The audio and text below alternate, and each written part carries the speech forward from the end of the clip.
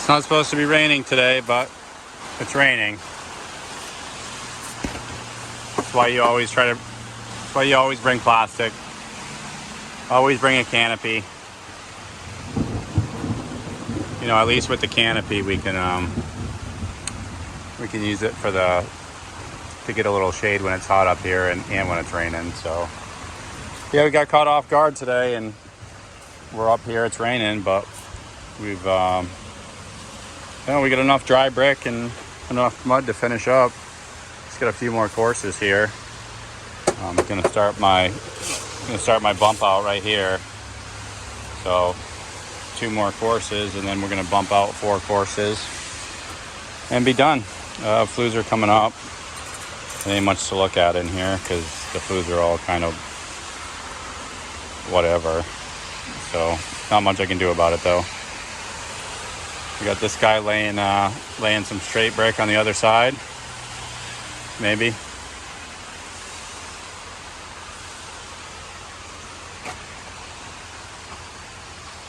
This guy watching and learning. Learning how to fail. Obviously, look at you. Yeah, that's what I'm talking about.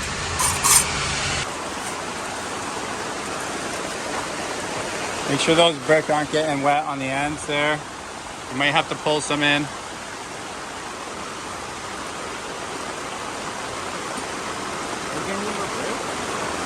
Huh? Are you getting More brick? Maybe a few, I don't know. You know what rainy days are good for? Lunch? Going to breakfast. Sit at the cafe. Huh? Little cafe on the Oval? No? Dude, shut up. Food review? You don't want... I do have to do a food review. I'm not going to do a food review. What do you mean? Huh? Add down for food reviews? No. I mean, I do have good taste in food. And I can see a brick that's rolling a mile away. You laid that one a while ago. Look at it. It's gonna be hot. It's gonna be raining until Do you see how much higher you are there? It's supposed to be raining until 6. Okay. So that you got to look at that. Okay, and then when you tap it down like this, okay, it pulls it away from the line here. But then you also have to fix the bottom over here because it changes the bottom as well. It's supposed to be thundering till 6. Really? It didn't say any of that last night on the weather.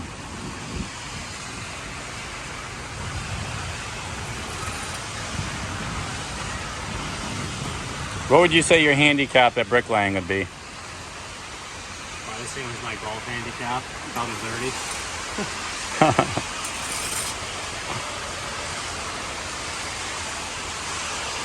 Payne, what's your golf handicap? Very handicapped. It's probably close to like 55, 60. What? Are you saying you're better than me? At golf? Dude, it's not even close. No, especially right now, it's not even close. Dude? Literally, what? It's not even close, dude. My drive is better now that I figured it out.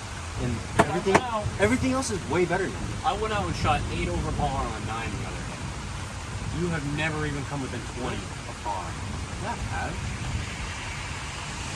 Wait, you count all those freaking mulligans you did, dude? Dude, you did like 3 of them in the first hole. Yeah, and You're like, oh, I'm not counting it. I counted it on my score. Dude, how's that poison ivy doing? Disgusting. It's oozing disgustingness. This kid literally, I've been telling him for days that he's been trampling through poison ivy. And he's like, there's no poison ivy there. And I'm like, okay, I can see it from here. Sure enough, he ends up getting poison ivy somehow. It's not poison ivy. I got bit by a clicker. Dude. Alright, jump it up to the next course. Okay, one more course here. And then the cafe. One more course we bump out for. Let's go. No. Payne. What? You jumping that line or what? What do you mean? You got it? Get your hands off it. Looks good. Nailed it.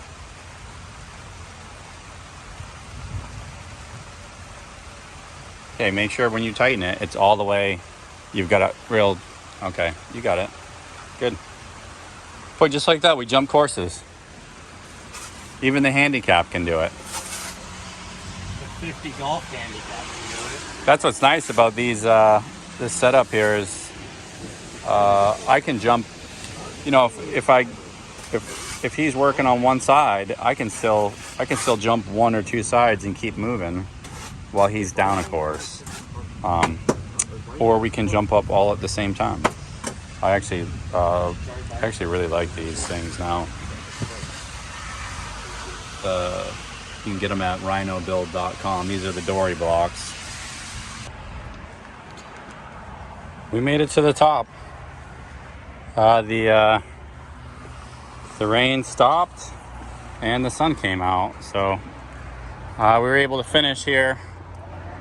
Just got to do some jointing and clean up, and then we'll be out of here for the day.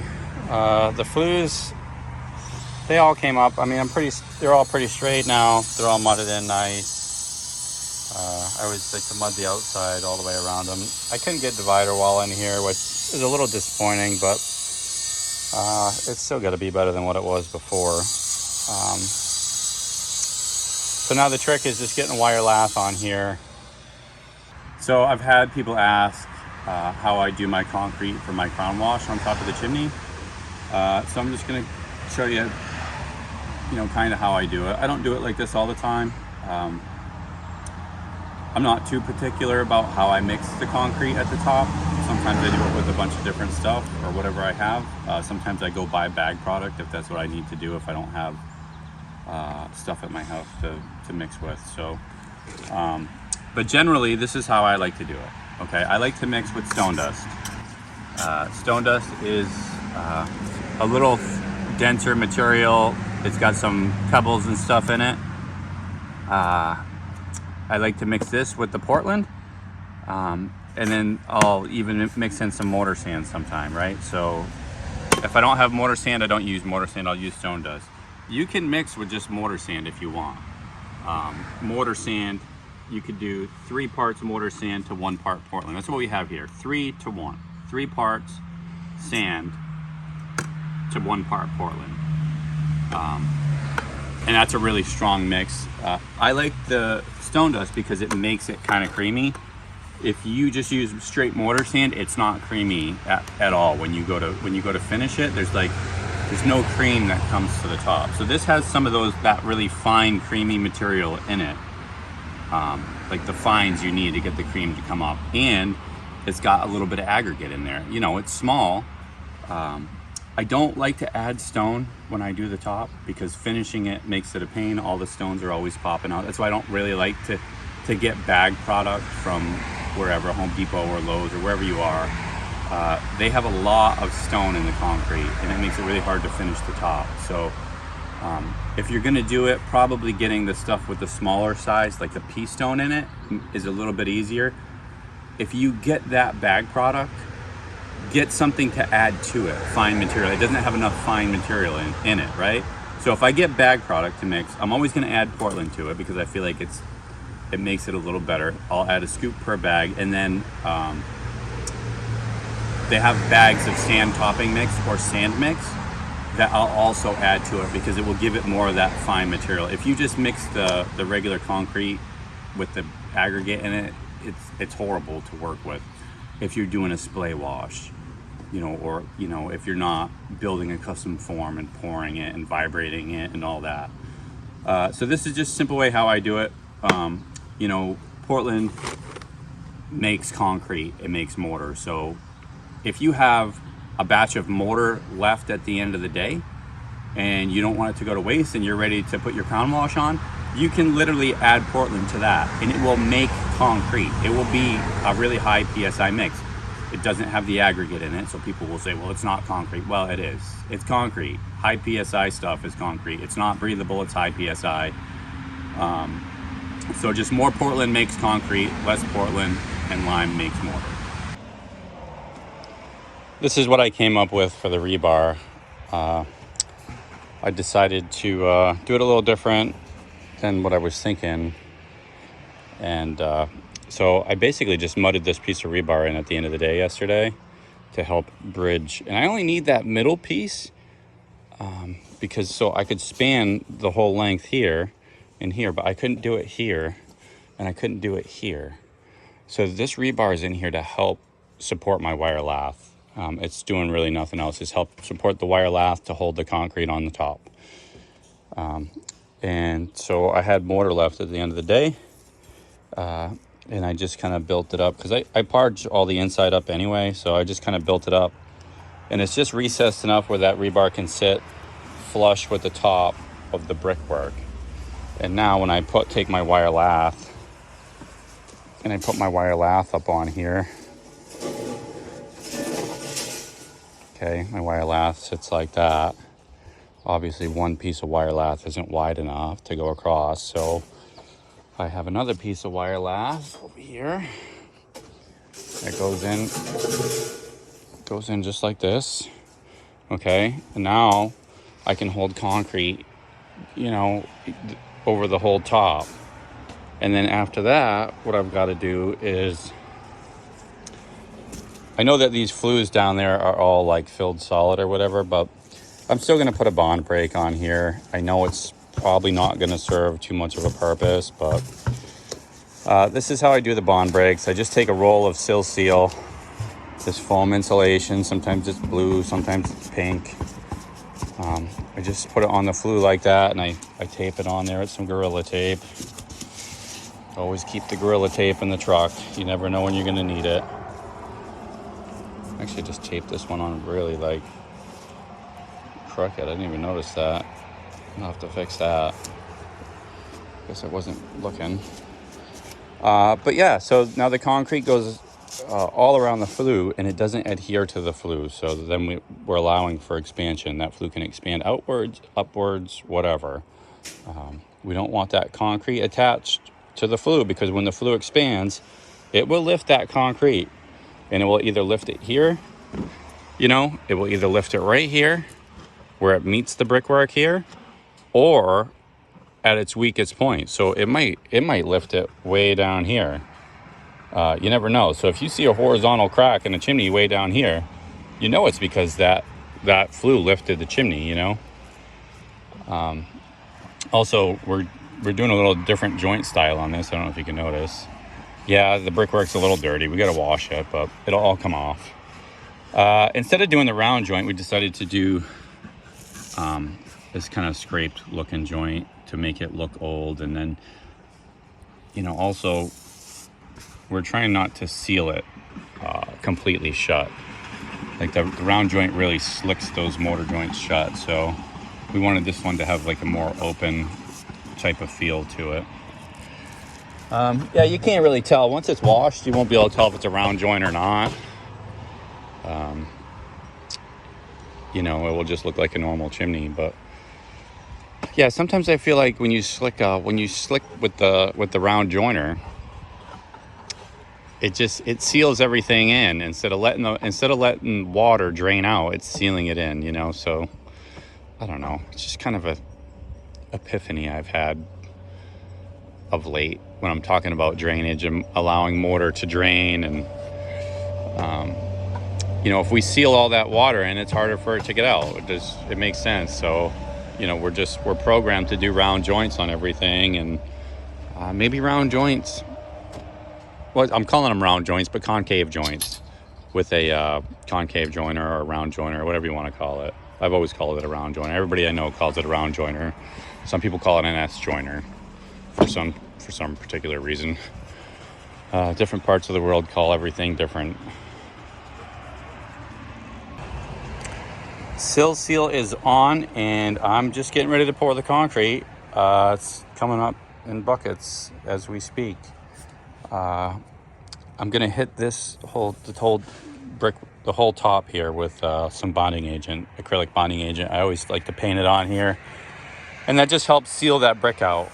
What I don't want is I don't want this brick sucking the moisture out of the concrete immediately. That concrete would love to lose moisture in this, and it will leave a crack, a hairline crack around the whole thing. And sometimes it will even lift up if it dries too fast. It will, it could even leave a small gap. So I'll put the acrylic bonding agent and we'll seal all the moisture down from going down into this brick. The sill seal, you can either take, after the concrete's set up, you can either take it off or leave it. There's no chimney that's ever been, there's no trouble that's ever come from leaving sill seal in the chimney. There's nothing that could happen by leaving this in there. The worst that can happen with this stuff is it could just kind of melt and ooze down inside, but really that won't hurt anything. You'll always have to come up, every year or two and come up and you'll have to check your silicone joint around it. Make sure that's sealed up and no water's coming in.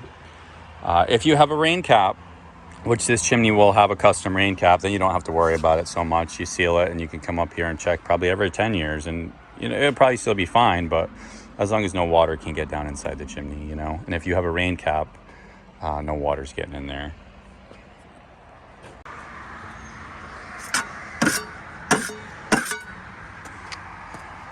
So I got it roughly laid out here. You can tell that, this stuff went on fairly dry. I'll show you what the consistency is. It's just workable for me. It's not as crumbly as some might like it, but I like it workable. But you can see that this mix with the stone dust in it, when you handle it, that cream all comes to the top, like it's nice creamy concrete, and then I can work it right to the edge without a bunch of big freaking pebbles popping out. You can work it right to the edge, So yeah, this stuff is wet. I just got it all set down, and now I'm just gonna walk away and leave it for a bit. I'm gonna start doing something else, and I'm just gonna let this start to harden up. And after a bit, when it starts to set, I will come back and I'll work the top and I'll put the finishing touches on it. And who knows, it depends on the weather or whatever. I've got the canopy up, so it's not going to get a lot of sun if the sun ever comes out today. So I might have to wait an hour before I come back to this. On a cold day, it might be longer. It just all depends. So I'll check it in about 30 or 45 minutes and see if I can do more then. If I can't, I'll wait longer. This is about how it's going for me this year. We thought we could just leave the canopy overnight. And turns out the canopy can't shed water properly. I just bought this one the other day too. It's like $100 and something bucks. Thing is mangled. See if I can show you this side. Huh. Look at the frame. Destroyed. Nice. I'm not so sure this canopy is supposed to do this. Like I had it lagged off to this plank here, and it's just completely destroyed. Another one bites the dust. Here we are, ready to do the lead. I picked up, I had to go get another bundle of shingles because I didn't have enough. The homeowner had a bundle here, but it seems like one bundle is for a chimney like this is almost never enough. You just miss it by a couple. So picked up another bundle, got some hip and ridge shingles. We're getting ready to cut this lead in. We got some torrential rain. It was it was pretty crazy yesterday. We had some torrential rain, had some, there's a tornado warning right here. Like, my shelter is completely collapsed, where my pop-up canopy got completely collapsed. But, yeah, this is what it's looking like. Everything's all dried up. I gotta cut the sill seal off. Seal the bond brakes, get the flashing on, get the scaffolding off the roof, and we are out of here. You can see the shingles here. They're a little darker. These are an exact match to what's on the roof. It's just, you know, when they're not bleached by the sun for a couple years, it's hard to match them, especially when it's a black color. You can see that those ones are much more faded. What else? Yeah, we got the acid wash done. Brick looks pretty good. Actually looks pretty good from the road. So homeowners are really happy with it. Okay, hey, so we're gonna start cutting lead. What's the first thing that we always cut? The cheese. Hey, and what's the first pieces? What are the first pieces we always cut? Apron, the 1.5 inch piece. 1.5 inch pieces, the strips. We need 1, 2, 3, 4 1.5 inch pieces. Okay, and then what are the next pieces gonna be? The apron piece. Okay. And then the piece that goes in The first, so the apron piece on both sides, right? Yeah. That's almost always going to be out of 8-inch lead, right? On this one, yeah, because the roof is very steep. We're doing 8 inch. So we'll do 8-inch for the apron. So pay. This one right here. So how did you measure it? Wait, hold on. You're saying 45. Yeah. Why? Measure it again. If you look here, well, I'll go down here where we're actually going to do it. Yeah, do it. It is 35.25. You add 5 inches on either side, it's 45.25. Well, let's go a little bit more since you're actually go down, measure from the ice and water shield. Okay. Okay, so that's 35.5. So let's just go 45.5. We'll add 10 inches to the measurement, right? Yeah. Sure. And then so that would be the 8-inch, the apron piece out of 8-inch. But this looks like it's going to go a little higher here, right? So we'll probably cut in at this joint for the next one. So that would be at a 10-inch. So now, yeah, look where the 8-inch comes. It's not quite low enough. I mean, that'd be fine, but we got 10-inch lead here. We have 8-inch, a roll of 8-inch, roll of 10-inch. So let's go 10-inch for the next piece. At 45.5 as well. At 45.5. So now you have, you know, your first 4 big pieces you got to cut, right? 2 of the 8-inch wide lead at 45.5.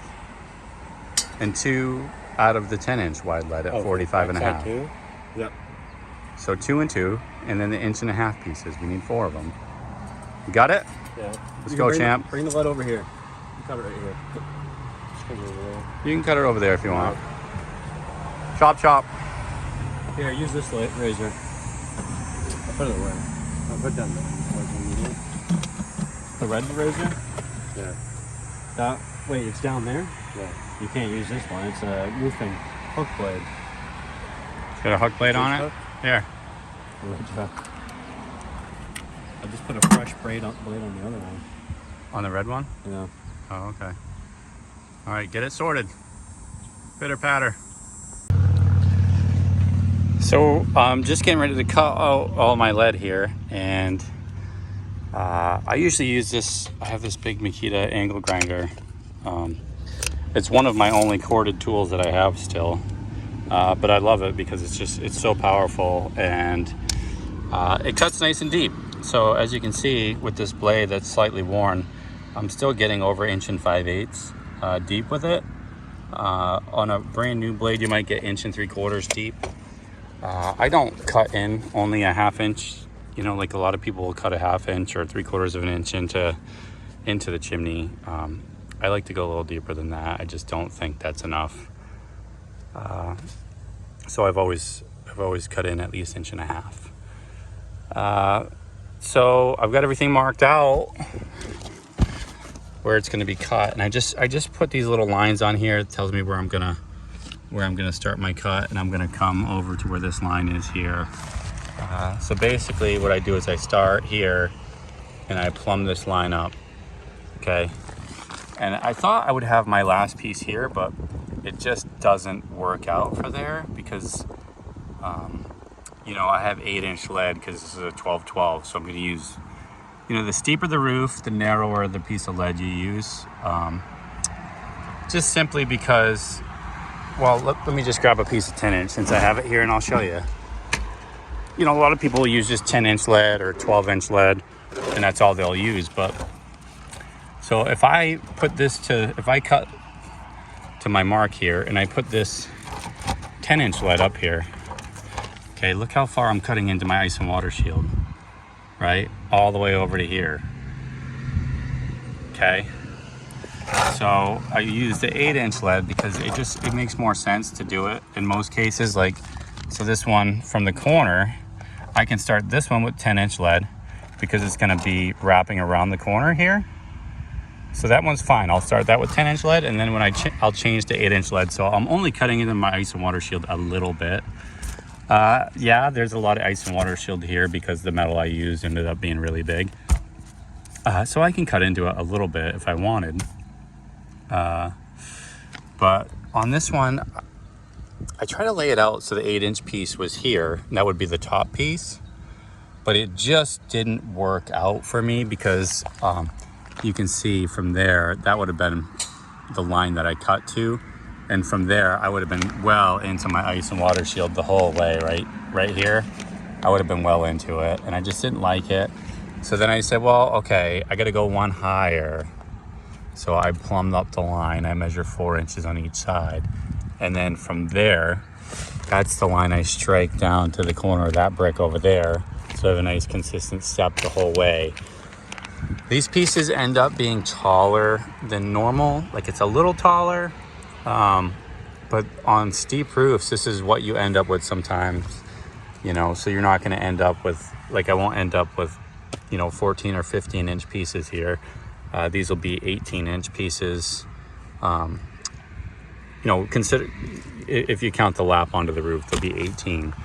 That's a little tall, but sometimes you have to get into those longer pieces to make it work on a steep roof like this. So it's gonna look good when we're done though.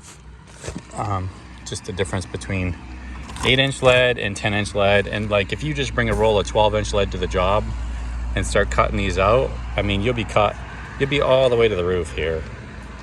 So this is why I prefer 8-inch lead in most cases. Okay, the lower the pitch roof that you have, the wider the lead you can have.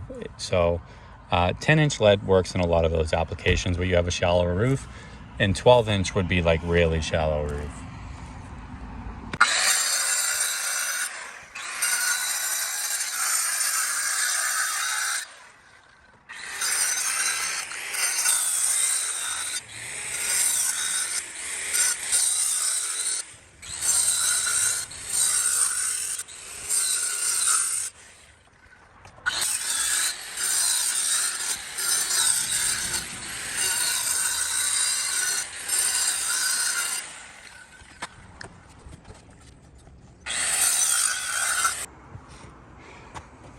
So there we are, all cut out.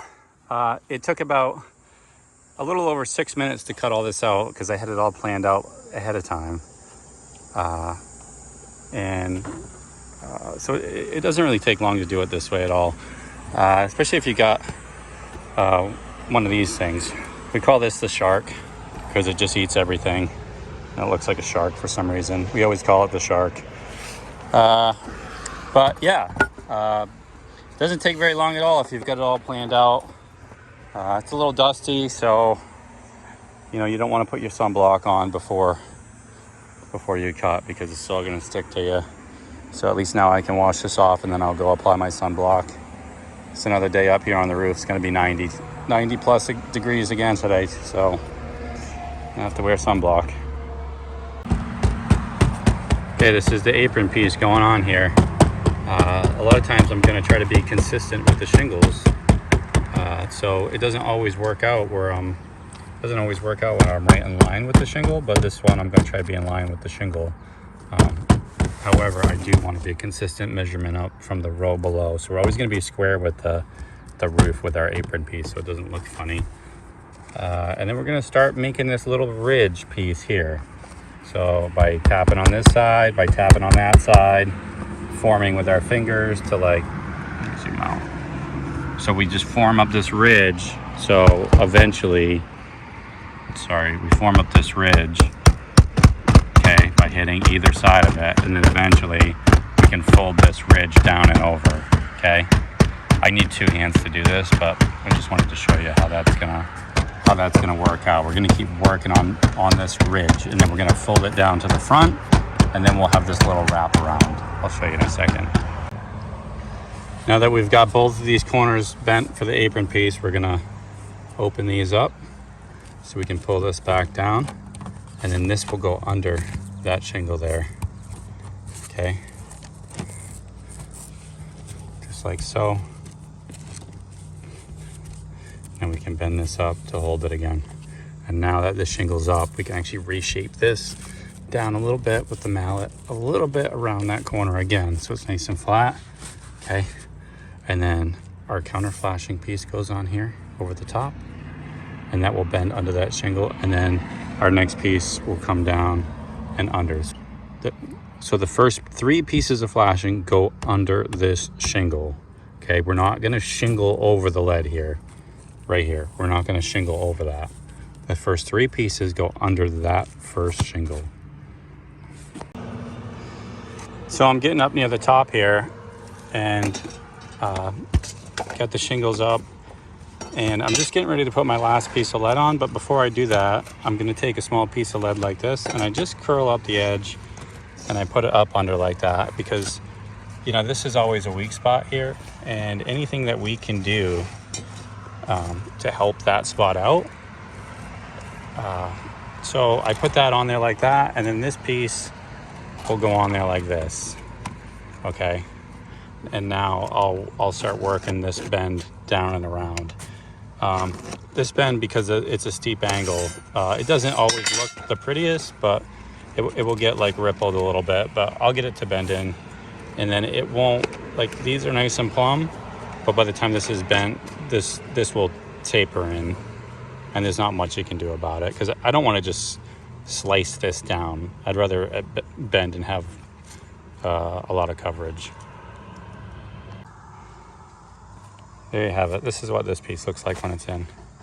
You see it kind of gets dented up and pulled down and around like this, and it's plumb most of the way, but then we've taken it out of plumb here, and it kind of rounds back down, and it goes over this piece here.